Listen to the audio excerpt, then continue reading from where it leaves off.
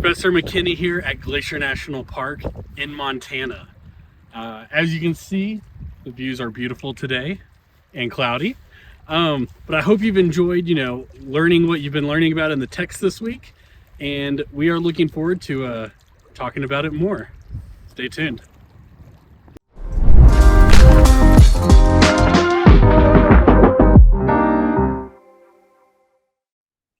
Hello, Pamela. How are you doing today? Hi, John. I'm doing well. Thanks for having me. Yes, thank you for being willing to hop on a call to talk about yourself and where you're from and things that you've experienced. I'm really looking forward to the conversation. Awesome. Yes, thank you. Uh, to start, I was wondering if you could tell us a little bit about yourself, who you are, uh, where you're from, and what you do. Okay, awesome. Absolutely. I was born in Mexico City. I have dual citizenship, which means I have passports from the United States and Mexico. I also pay taxes on both sides of the border, and I'm eligible to vote, so that's pretty awesome. For the last, I actually studied travel and tourism with a focus on adventure travel. But with the birth of social media and online, lifestyle, I think, which happened in the early 2000s, I got really involved in social media and digital strategy. So for the last 10 years, I've really been working in that. I've had a career in digital marketing. I've held key positions like director of public relations for a major magazine here in Mexico City called Apolorama. Um, I've also been the director of digital strategy and client relations for a company called Media by Moyo, in which we've basically helped companies do branding and marketing here in Mexico City. But besides the things I've done in Mexico City, I have lived all over the world. I've worked and lived in Hong Kong. I worked the 2010 Vancouver Olympics in Okay. Canada. I have worked extensively in Mexico and in the United States. Okay. Uh, yeah, that's pretty exciting. I wasn't aware of the experience in Hong Kong. How long were you there for? I was there just under 2 years. Honestly, hurricanes and humidity, it's not really my style. But I had the amazing opportunity to work with a travel agency that Okay. was promoting sustainable tours to people in the UK and Australia. So I had a whole different job market and position at that time. Yeah, Okay. Awesome. And so you grew up and live and currently live in Mexico City, and I then I know do. you spent some time in the United States. What state were you in when you I did. were? I have lived in Florida. That's where I did college at FIU. And I have also lived in California and San Diego for a while. I lived that border life between San Diego and Mexico, which was really amazing. But I've also lived in Montana, Oregon, Idaho, as well. All of my favorite states. Yes.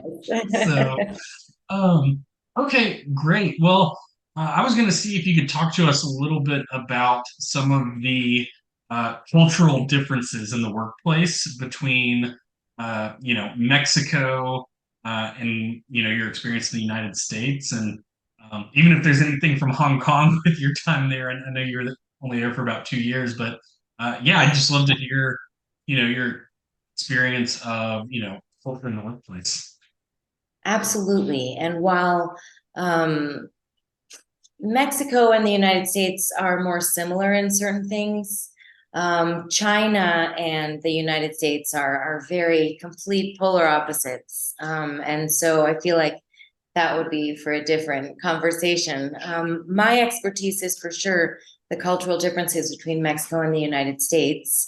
Yeah. I've written down a few, but I want to begin by saying the Mexican culture is a lot more people oriented and social. So when you walk into a room as a female, you're going to say hello to everybody. You say buenos dias, good morning, buenas tardes, good afternoon, or buenas noches. And that's the first thing you say when you enter a room, and everybody polite people acknowledge that. And then you go to each person and you kiss them on the cheek. You go, hola, hola, hola. So you have to say hello to everybody. And during times of COVID, that was less. But right now, that it's still happening. I walk into a room Yeah. and we're saying hello to each other like that. And it's just been the norm forever. So when you walk into a room, there is this certain acknowledgement. And I want to say that when you write an email, a business email, it's also very much the same way. In the United States, you can say, hey, Bob, how's it going? And do a direct ask. Have you done that work? Have you turned in project B?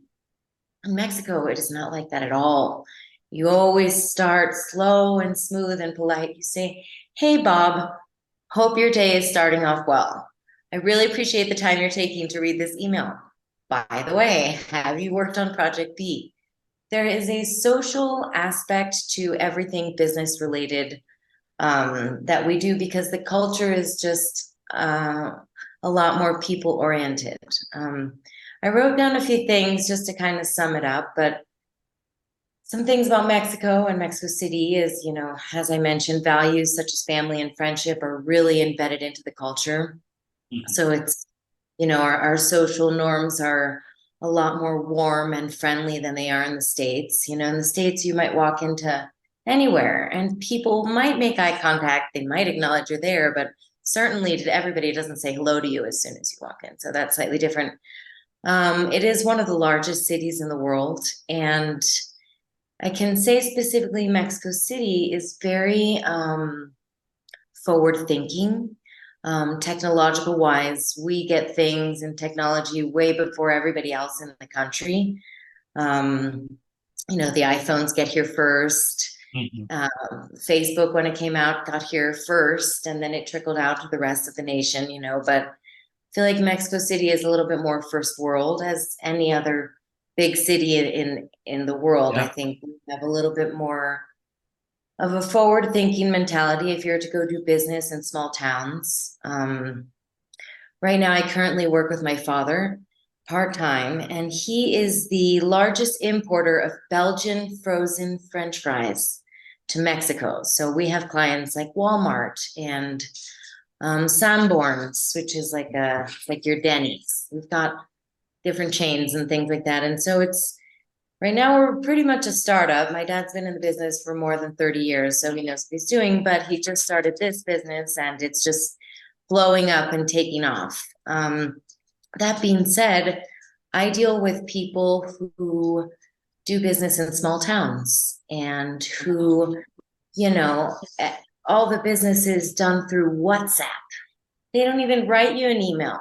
If you want to do business, it's a few WhatsApp messages and yeah, they don't really do business through email. So I feel like here in Mexico City, I can talk about two things: working with people like digital nomads like myself, who we all know programs like Asana or we're on Slack. That isn't really here yet. They use WhatsApp for a lot of these things. And while you could train any team to work on a platform like that, Mexico, I'd say, is probably 2 to 5 to 10 years behind the United States and things like teams working on platforms like Slack and, embracing the Gmail everything, the drive and the slides and the sharing and it isn't here yet entirely. And so you have to kind of adapt to doing business in that. But On let me WhatsApp. on WhatsApp. So, and I guess I'm going to tie that into the concept of time. Time in the United States is when you say you're going to do it, you get it done. And if you didn't, it's late. Here, time is more fluid. There's a funny joke where we always say mañana, which means tomorrow, or I'll do it later. What does I'll do it later really mean? Does that mean you're going to do it in an hour? Later in the afternoon? Are you going to get the email maybe tomorrow?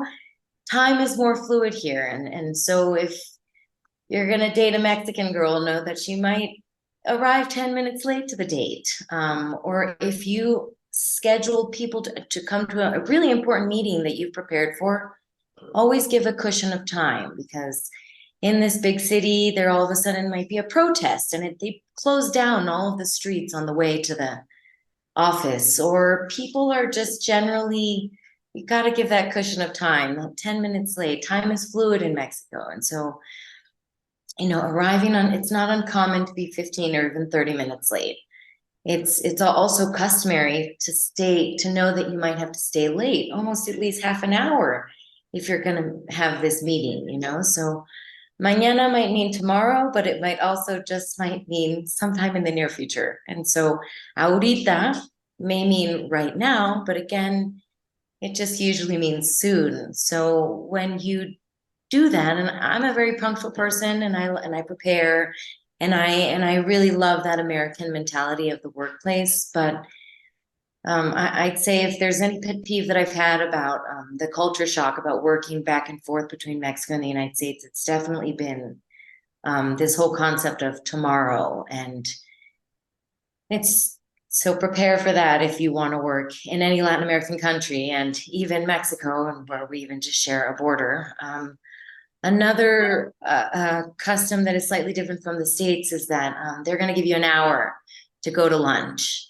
And you can do whatever you want in that hour, but you got an hour. If you don't come back within an hour, I don't know, they might deduct pay, or you get in trouble, or a slap on the wrist. And nowadays things are evolving, and with remote work and hybrid work environment, that's changing, but there are still office environments and where it's an hour. And Mexicans love their lunch. It doesn't really last an hour. It's expect that this is the primary meal of the day, and not a lot of business is accomplished at all. The whole point is that Mexicans like to socialize and get to know their business associates. And so you relax and you prepare for a lot of small talk and personal sharing. And we call this la hora de la comida. And it typically lasts from 12 to 2 p.m. So it's not an hour lunch, but also our work day is different. The Mexican work week is really more like 48 hours. We work like slaves, and it's prized to be the worker that arrives first and leaves later. And I feel that by working in the United States, I've kind of learned that maybe that's not the most healthy mentality. I really believe in a work-life balance. Yeah. And that's why, that whole digital nomad lifestyle really works for me, because I'm disciplined enough to keep track of my time and be able to show work for the time that I've been responsible for. But the Mexican culture really doesn't, while many may have hybrid workplace or digital, I think here we are still, everybody, reports to an office or goes to a place. And so, our work days are longer. We might end our work day at 8 p.m., but we do have these 2-hour lunches. So in that, it is slightly different. And I think I also mentioned this before, but the formality goes into, in the workplace, just ties into our very social culture. Email communications, even with longtime colleagues, use this highly polite and formal language, and expect meetings to incorporate this like emotional language and display as well. Like I said, you might walk into the meeting and have to kiss somebody on the cheek. That's crazy, but that's the cultural norm here. And so I guess it shows like commitment and involvement, not so much as like this lack of control. It's just a different mentality in this workplace in Mexico City. And I also just want to say a little bit of that the minimum wage in the United States, I think we said, was about $7.90 or something like that. In Mexico, it's $4.90. So hold on a second. I think I'm highly skilled and very eligible and to be hired for an incredible job. But the type of jobs that I'm applying for right now and what they pay in Mexico, and the type of jobs that I'm applying for in the States and what they pay, are vastly different. And that's something to keep in mind. While I feel like the quality of life in Mexico is better than in the States, because you can afford to have a cleaning lady and food is delicious and abundant, and there's parties everywhere, and we have an amazing music scene, and you have a great social life and family life. I don't feel like my skills are as valued here as they are in the United States or in Europe. So I don't dissuade people from coming here. Mexico is growing, and in the last 5 years, we've had an influx of 1.5 million Americans that have moved to Mexico, and almost specifically to our major cities like Mexico City, Guadalajara. And that is causing this incredible change in our business life, in jobs that are hiring, in housing, and it's really fantastic right now in Mexico City. We have this incredible influx of international people, and you can go to certain neighborhoods and everybody's speaking English, and all the menus are in two languages, and it's very interesting to come here and work, especially if you have a remote job. But I think if you want to come and live and work in Mexico, I think language isn't that much of a barrier as people might feel. That might be an intimidating factor. I don't think language is as much of a barrier as it was 20 years ago. It's no longer being an expat or having this expat lifestyle. It is much more the digital communities are melding together. So there's people from all over the world. And I think as a community here, we're very open to that. But working for a Mexican company, you would be making less. We do get incredible bonuses in December, which is something that in the United States you don't count on. But in December, everybody gets a bonus. It's just part of it. Yeah. And that's pretty awesome. You have to pay taxes every month unless you work for a major organization and they do it for you. But if you're like me, I'm kind of a consultant or working with this startup with my dad, I have to pay taxes like every month, which is completely inconvenient. But I think that they do that to make sure that everybody is doing what they should be doing and paying taxes. And so it helps to have an accountant if you want to work here, if you want to do freelance, if you want to do consulting, helps to have a Mexican accountant because you literally have to pay taxes every month.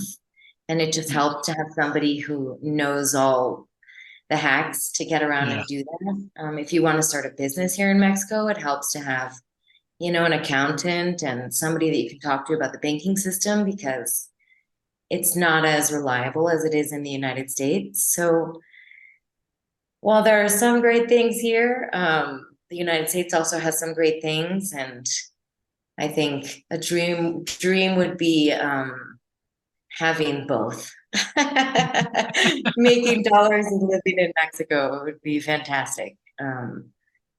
So I'm working towards that as well as the other projects that I'm working on now. But I really encourage people to join the Facebook groups. We have tons of Facebook groups of like foreigners in Mexico City or digital expats, digital nomads in Mexico City.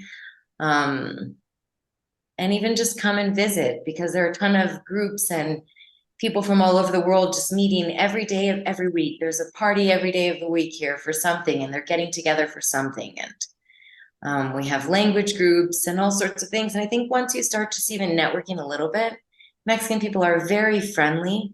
Opportunities will pop up. I feel like there's a lot more opportunities in Mexico than there are in the United States, but the pay is less and the work is harder, but the quality of life at the end is greater. So, and if anybody has any questions, I'm always open to, answering emails, and I'm great at pointing people around and helping them get around Mexico City. I'm an expert at that. So anything I can do to help if you have any questions, and I know a lot of people. So if you know the type of job you're looking for in the company you want to work for, I also have a lot of connections. So add me on LinkedIn. Yeah, I'll add the link for the students to your LinkedIn. So, Thank you.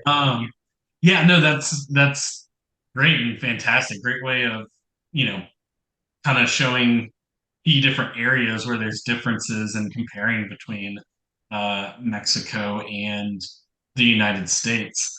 Now you kind of touched on this, but how does, I know Mexico City, like you said, is one of the largest cities in the world, right? Very advanced, gets things quickly. What about other parts of Mexico? I'm assuming there's like a huge cultural difference from Mexico City to, somewhere far away, on one of the There is, coasts. there is. I mean, 90% of the country is Catholic, and in Mexico City is like this special little hub where, you can, where to be openly gay is super accepted, and they can adopt children and get married, and pot is decriminalized, and it's a little mecca of Mexico City. But if you leave the city, people are a lot more traditional, Mhm. and they might be more reserved and a little less accepting. And Mexico as a whole, we're super warm and welcoming Yeah, people wherever you go, but I feel like maybe people outside of Mexico City don't have access to education, and different like levels of higher education that they do here in the city. And I think that because of that, you can tend to find that people don't have as much knowledge in order to be as open and as accepting to certain things. yeah, That being said, Mexico is a very rich country in many things. Um, and I encourage people to get out there and try. And the more you learn to speak Spanish and talk like a local and talk with the locals, the more accepting they're going to be. But if you are trying to bring, your culture from a different country, if you're, and just want to impose that in the local people, I think that that's you're less likely to be welcomed. And yeah, so, um, and also, small towns are going to have less internet. So if you're thinking you're going to go to the hostel and work for a month building your business, your startup, it would be great if you brought your own Starlink, because you can't really depend that there's always going to be electricity or the internet or the best internet or enough for a Zoom phone call. So, infrastructure is something to consider if you want to be a digital nomad. And I will say that just as anywhere, if you're in the middle of nowhere in the United States, safety can be an issue. You don't want to leave your car unlocked and, mhm, your valuable things out in the open and, stuff like that. And so while you can go and do business, and doing business in small towns can be really awesome because people are more friendly and they're more curious, um and they can be very warm. I think that you're traveling with your Starlink and your computer and your headphones and the whole thing. There is an awareness that needs to be had for yeah. sure.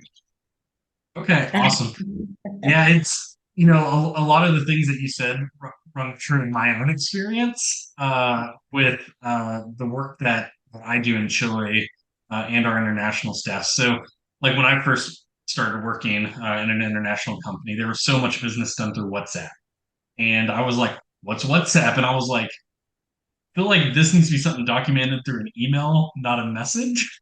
But then no one would ever respond, and so I've had to learn how to do WhatsApp, like you were talking about, Mhm. and time, right? Like I'm spending a lot of time in South America and places. I've learned time is different than what I'm used Mañana, to. Yes. right? So Mañana is a special word. Well, I guess I have two little stories just to add to that. yeah. As part of this startup with my father, I'm in charge of the branding and the marketing for their little company. And I've had to find providers here in Mexico City that can help me do things like print business cards and print Mhm. banners and things that we're needing for this upcoming festival that we're participating in. And the WhatsApp thing has been a huge slap in the face for me, because if you're having something designed here in Mexico, it's always good to go in person. Here it's a very personable city, and it's always better to show your face. I know I had to like take the metro 40 minutes, like really far away, then walk 8 blocks into this little neighborhood that has only printing shops for like 3 miles. It's all printers. So you're walking in this neighborhood and finally get there. And I'm glad that I went in person, because yeah, I sent them a WhatsApp and an email, and my point still wasn't being understood. And when I went in person and explained it to them and showed them with my fingers and things, they really understood and they were able to help me and get it done. And so I definitely, and WhatsApp is owned by Meta.